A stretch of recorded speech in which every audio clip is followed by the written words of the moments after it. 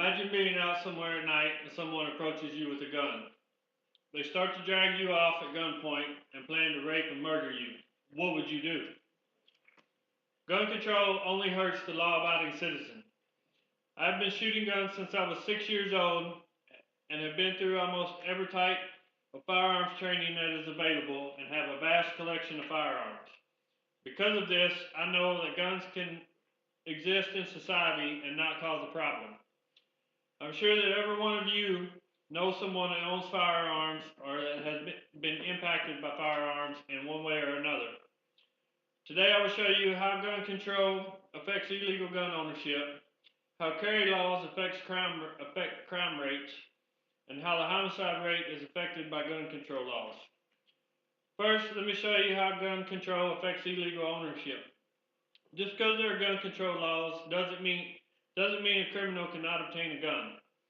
According to JustFacts.com, the U.S. Department of Justice showed in a 1997 survey of prison inmates who carried a firearm during their offense, 78.8% of them obtained their gun through illegal or street sources or got them from family or friends. This shows you that even if you pass gun control laws to prevent sales to criminals in stores, they will still obtain a firearm if they want one. Many will tell you that criminals get their guns from gun shows and that passing stricter gun control laws will keep them from purchasing these guns. You will find that this is far from the truth. According to a Department of Justice report in 2004, less than 2% of state prison inmates purchase the guns they use during their crime at a flea market or a gun show, while 40% of them obtain them from illegal sources. All of this data shows that no matter what laws you pass to restrict gun sales, criminals will still get a gun if they want one. All you are doing is making it harder, if not impossible, for law-abiding citizens to purchase firearms. Now that you see that you cannot keep guns out of criminals' hands, let's see how carry laws help protect you. According to the National Rifle Association, there are 41 states. There are now 41 right-to-carry states. This means you can carry a gun in your possession with or without a permit, depending on your state. As more states pass right-to-carry laws, the crime rate in those states are starting to go down. According to the NRA, since the violent crime rate peaked in 1991, 24 states adopted shell-issue laws, and many other gun control laws have been eliminated or made less restrictive. Through 2010, this has helped the violent crime rate decrease by 48% to a 37-year low. Some will say that this is just another way to put more guns in criminals' hands. You need to look no further than Florida to see that this isn't true.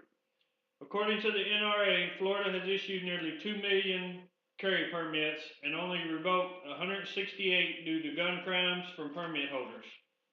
Florida has revoked 0.008% of permits while helping the country's crime rate drop by 48%. Now let's look at how gun control laws have increased the homicide rate in our country. If you look at these charts from www.justfacts.com, you will see that gun control laws affect the murder rate. Looking at the chart for Washington, D.C., you will see that after a handgun ban in 1976, the murder rate in Washington, D.C. rose on average 73% higher than before the ban. And then if you look at this chart, you will see that since Chicago passed a handgun ban in 1982, the murders committed with a handgun rose on average 40% higher. Many of you will look at these charts and say that the murder rate has increased for the whole country during this time. In fact, while the Washington, D.C. murder rate went 73% higher, the U.S. as a whole averaged 11% lower. As you can see from this information, gun control laws only hurt the law-abiding citizen. You have seen that gun control laws will not affect illegal gun ownership, that carry laws help lower crime rates, and how gun control laws affect the murder rate.